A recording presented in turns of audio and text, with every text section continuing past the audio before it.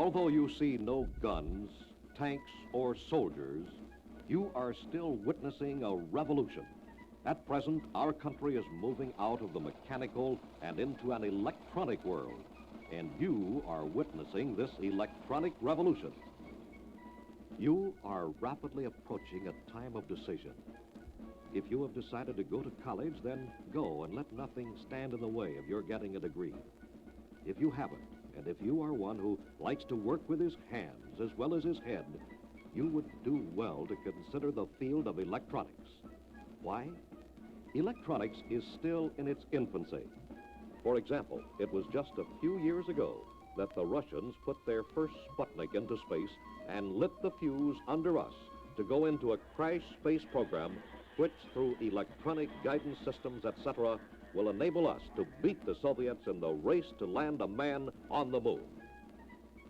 Still another example is that American industry didn't know what a computer looked like until 1946 and didn't have one in operation until 1952. These are just a few of the many products and projects which were born out of electronics.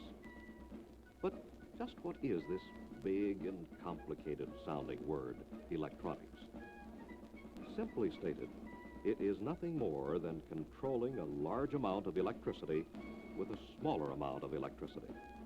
This is accomplished through the use of circuits, amplifiers, tubes, transistors, or integrated circuits. What does this broad field encompass, and what does the electronics technician do?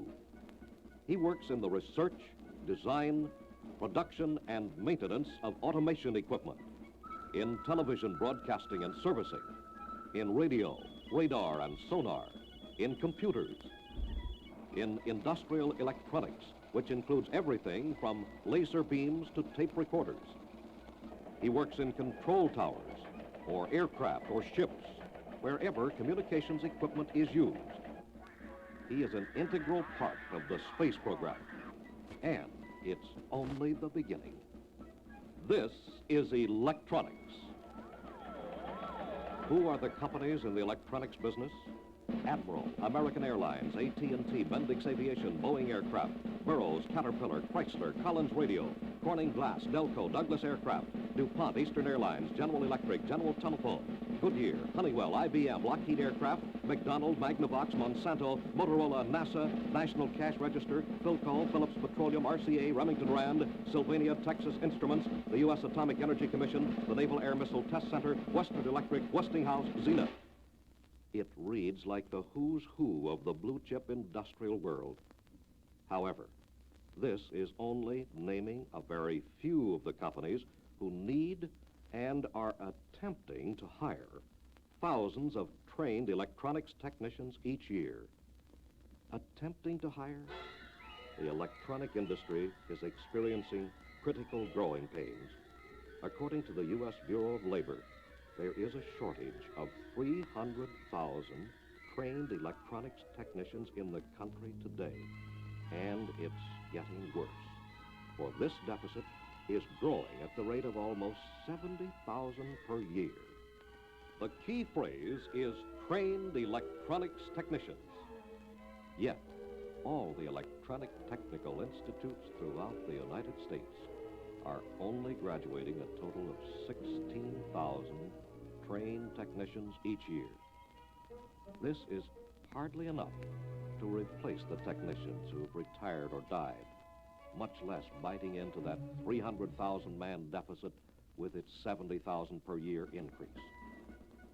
It's a seller's market, and the trained electronics technician certainly has something to sell.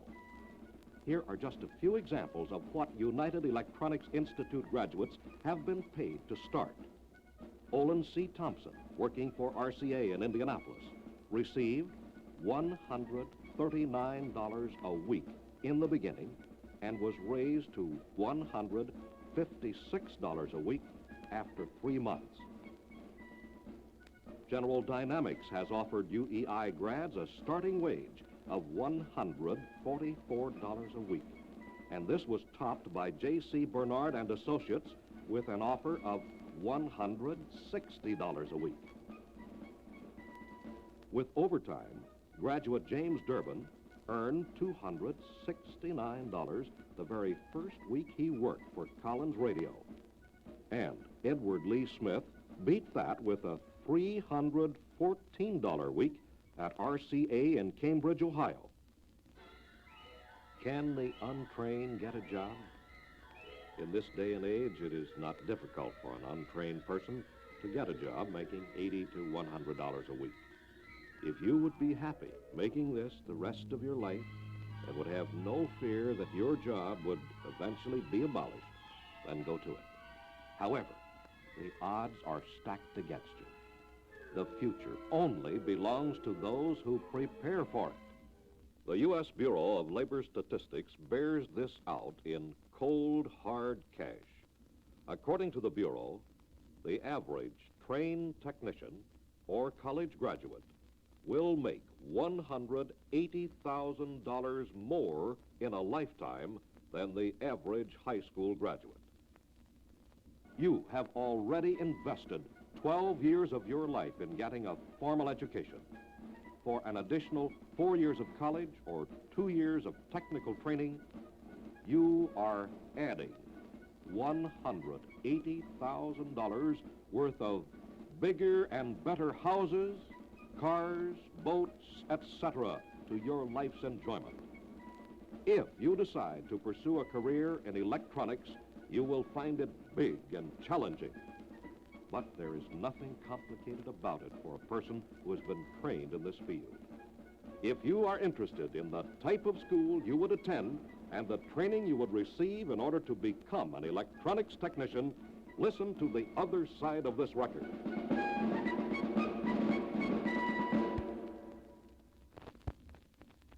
Electronics.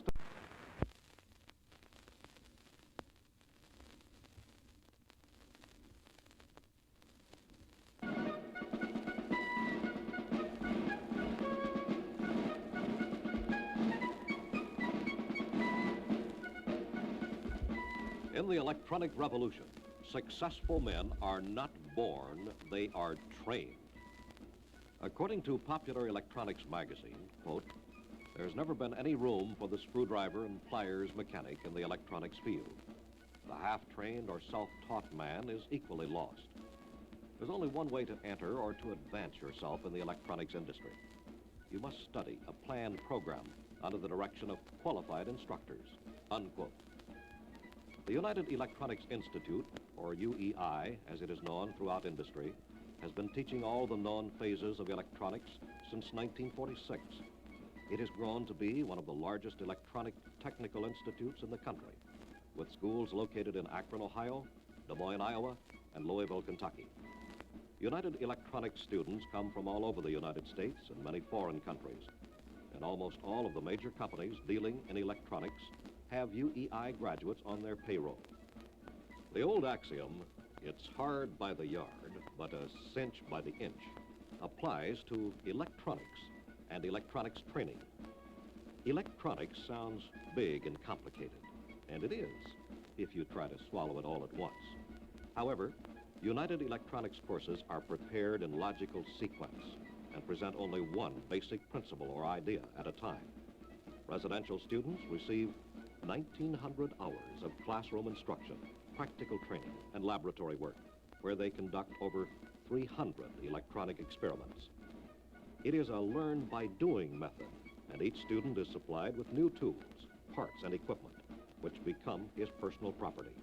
He is given up-to-the-minute training manuals, fully illustrated, which provide easy-to-follow, step-by-step instructions, which lay a solid foundation in progressing from the elementary to the more complex forms of electronics. United Electronics is unique in that it writes its own textbooks.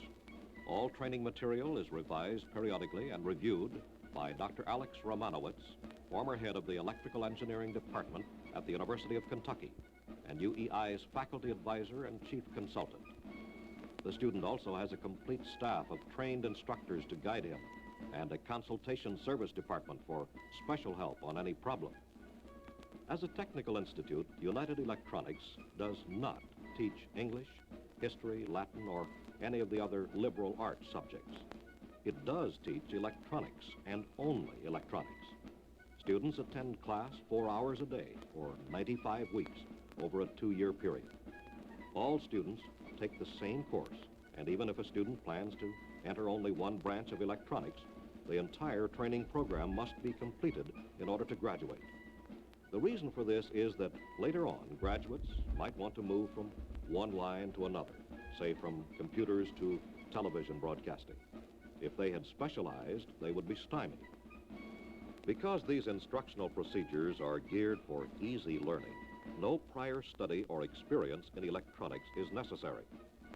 Paying for their education is not a factor either, as UEI's placement department helps students get part-time jobs and work their way through school. Can you be an electronics technician? It depends entirely on one thing, and that is you. Regardless of how easy electronics is made to seem in the classroom, you have to attend classes and be willing to study and apply yourself. United Electronics Institute is not interested in failures. Before a student is accepted at UEI, he must be a high school graduate, should have at least 1 year of high school math, an ability to learn by doing and working with his hands as well as his head, have the backing of his parents and high school counselor, and a strong desire to succeed in life. Average or low high school grades are not a disqualifying factor, so long as the student graduates from high school. Many students with average or low high school grades who have been accepted by UEI have gone on to become outstanding successes in the electronics industry. Mr. O.S. Hammer, UEI Training Director, is a registered professional engineer, has been a member of the National Board, which sets the standards for certification of engineering technicians, and has served in a special capacity with the Atomic Energy Commission.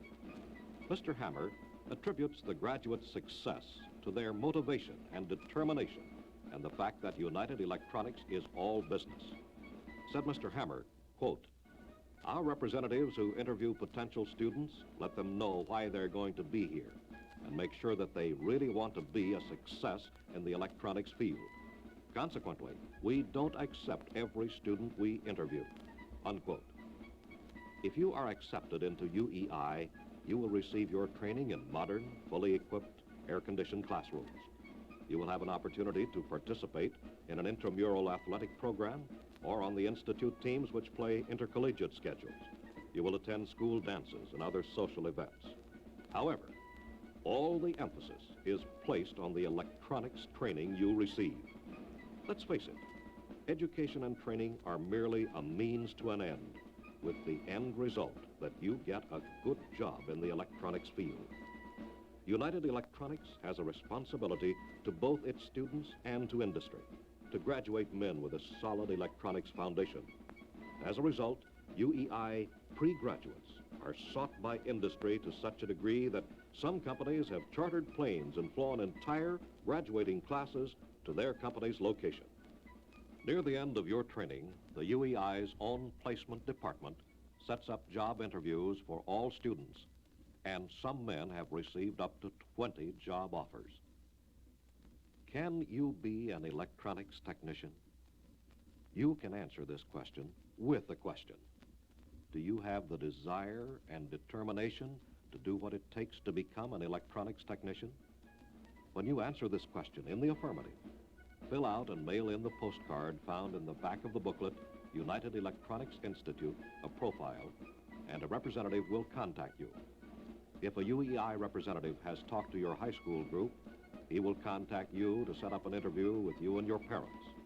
He will answer any questions you might have about either the electronics industry or UEI.